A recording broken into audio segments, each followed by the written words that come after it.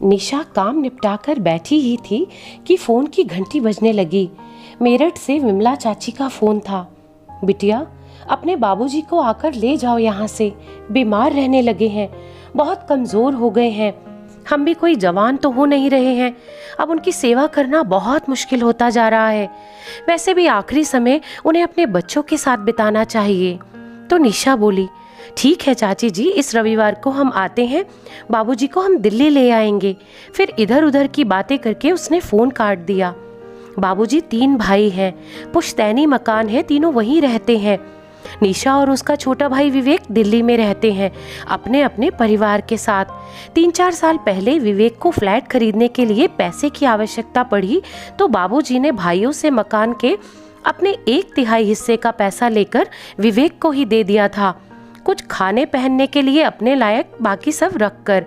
दिल्ली आना नहीं चाहते थे, इसीलिए एक छोटा सा कमरा रख लिया था, जब तक जीवित थे तब तक के लिए। निशा को लगता था कि अम्मा के जाने के बाद वो बिल्कुल अकेले पड़ गए होंगे, लेकिन वहाँ पुराने परिचितों के बीच उनका मन लगता था। दोनों चाचियाँ भी ध्यान रखती थी। दिल्ली में दोनों भाई बहन की गृहस्थी भी बहुत मज़े से चल रही थी। रविवार को निशा और विवेक का ही कार्यक्रम बन पाया मेरठ जाने का।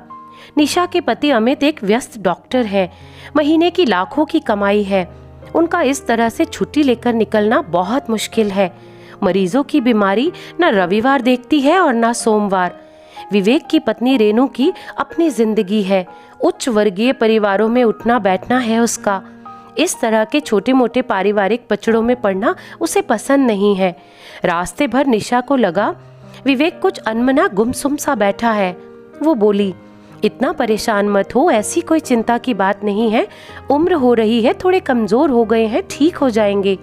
तो विवेक खींचते हुए बोला, अच्छा खासा चल रहा था, पता नहीं चाचा जी को ऐसी क्या मुसीबत आ गई, 2-4 साल और रख लेते। अब तो मकानों के दाम आसमान छू रहे हैं, तब कितने कम पैसों में अपने नाम हिस्सा करवा लिया, तीसरा हिस्सा बाबूजी ने। निशा शांत करने की मंशा से बोली, ठीक है ना, उस समय जितने भाव थे बाजार में उस हिसाब से दे दिए, और बाबूजी आखिरी समय अपने बच्चों के बीच बिताएंगे तो उन्हें अच्छा लगेगा। विवेक उत्तेजित हो गया, बोला, दीदी तेरे लिए ये सब कहना बहुत आसान है, 3 कमरों के फ्लैट में कहाँ रखूंगा उन्हें, रेनू से किटकिट रहेगी 100 अलग। उसने तो साफ मना कर दिया है कि वो बाबूजी का कोई काम नहीं करेगी। वैसे तो दीदी, लड़कियां हक मांगने तो बड़ी जल्दी खड़ी हो जाती हैं और सेवा करने के नाम पर क्यों पीछे हट जाती हैं। आजकल लड़कियों की शिक्षा और शादी के समय में अच्छा खासा खर्च हो जाता है। तुम क्यों नहीं ले जाती बाबूजी को अपने घर? इतनी बड़ी कोठी है, जीजा जी की लाखों की कमाई है। निशा को विवेक का इस तरह बोलना ठीक नहीं लगा। पैसे लेते हुए कैसे वो वादा कर रहा था बाबूजी से कि आपको किसी भी चीज की जरूरत हो तो मुझे फोन कर देना, मैं तुरंत लेकर आ जाऊंगा। बस इस समय हाथ थोड़ा तंग है। नाम मात्र पैसे छोड़े थे बाबूजी के पास, और फिर कभी फटका भी नहीं वो उनकी सुध लेने। तो निशा ने कहा, तो चिंता मत कर, मैं ले जाऊंगी बाबूजी को अपने घर। और सही भी है, उसे क्या परेशानी, इतना बड़ा घर। फिर पति दिन रात मरीजों की सेवा करते हैं, एक पिता समान ससुर को आश्रय तो दे ही सकते हैं। बाबूजी को देखकर उसकी आंखें भर आई, इतने दुबले और बेबस दिख रहे थे। गले लगते हुए बोली, पहले फोन करवा देते, पहले लेने आ जाती। तो बाबूजी बोले, तुम्हारी अपनी जिंदगी है, क्या परेशान करता, और वैसे भी दिल्ली में बिल्कुल तुम लोगों पर आश्रित हो जाऊंगा। रात को डॉक्टर साहब बहुत देर से आए, तब तक पिता और बच्चे सो चुके थे। खाना खाने के बाद सुकून से बैठते हुए निशा ने डॉक्टर साहब से कहा, बाबूजी को मैं यहाँ ले आई हूँ, विवेक का घर बहुत छोटा है, उसे उन्हें रखने में थोड़ी परेशानी होती। अमित के एकदम से तेवर बदल गए। वो सख्त लहजे में बोला, यहाँ ले आई हूँ से क्या मतलब है तुम्हारा? तुम्हारे पिताजी तुम्हारे भाई की जिम्मेदारी है। मैंने बड़ा घर वृद्धाश्रम खोलने के लिए नहीं लिया था, अपने रहने के लिए लिया है। जायदाद के पैसे हड़पते हुए नहीं सोचा था साले साहब ने कि पिता की करनी भी पड़ेगी। रात दिन मेहनत करके कमाता हूँ, फालतू लुटाने के लिए नहीं है मेरे पास पैसे। पति के इस रूप से अनभिज्ञ थी निशा। रात दिन मरीजों की सेवा करते हो, मेरे पिता के लिए क्या आपके घर और दिल में इतना सा भी स्थान नहीं है? अमित के चेहरे की नसें तनी हुई थी। वो लगभग चीखते हुए बोला, मरीज बीमार पड़ता है, पैसे देता है ठीक होने के लिए।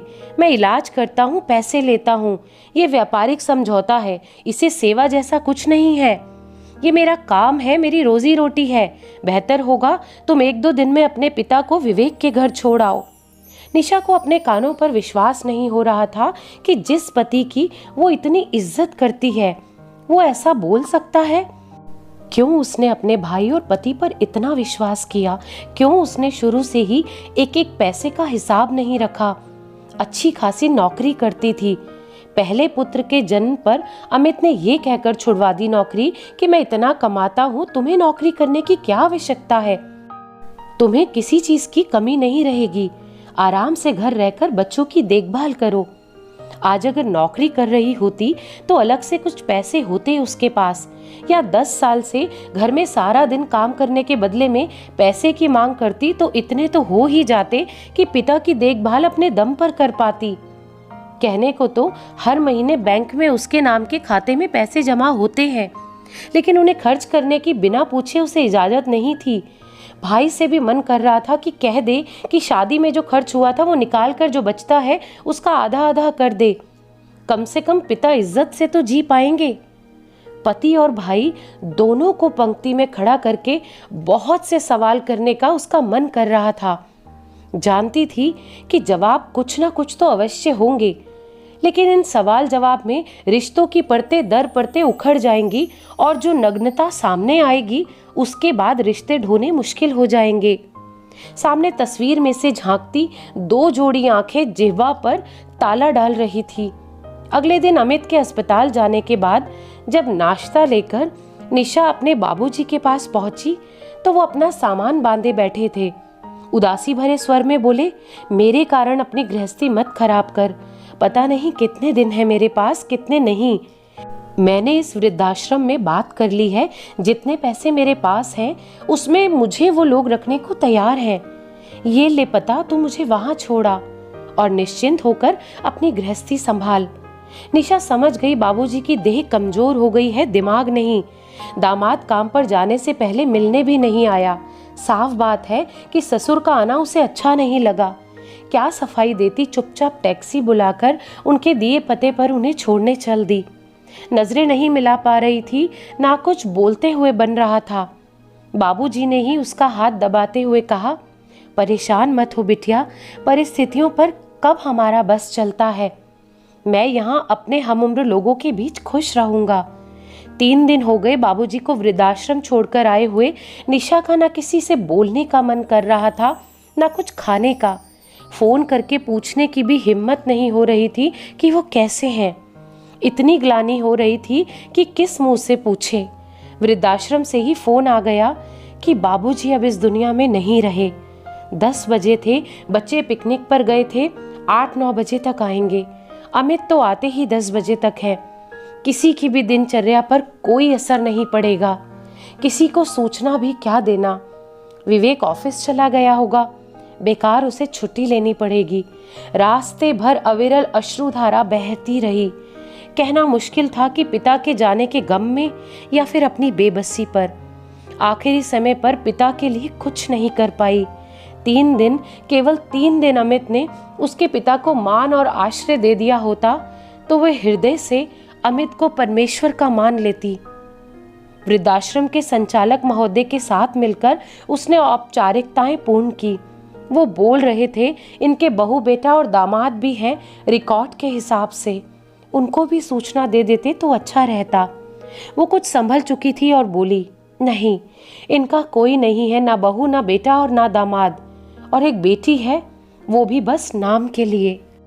संचालक महोदय अपनी ही धुन में बोल रहे थे, परिवार वालों को सांत्वना और बाबूजी की आत्मा को शांति मिले। निशा सोच रही थी कि बाबूजी की आत्मा को शांति मिल ही गई होगी। जाने से पहले सबसे मोह भंग हो गया था। समझ गए होंगे कि कोई किसी का नहीं होता, फिर क्यों आत्मा अशांत होगी। हाँ, परमात्मा उनको इतनी शक्ति दे कि किसी तरह वो बहन और पत्नी का रिश्ता निभा सकें। तो दोस्तों, इस कहानी के बारे में आपकी क्या राय है, कमेंट करके ज़रूर बताइएगा। और अगर ये कहानी आपको पसंद आई हो तो प्लीज़ लाइक ज़रूर कीजिएगा। और ऐसी ही दिल को छू लेने वाली और प्रेरणादायक कहानियाँ सुनने के लिए इस चैनल को सब्सक्राइब करें। धन्यवाद।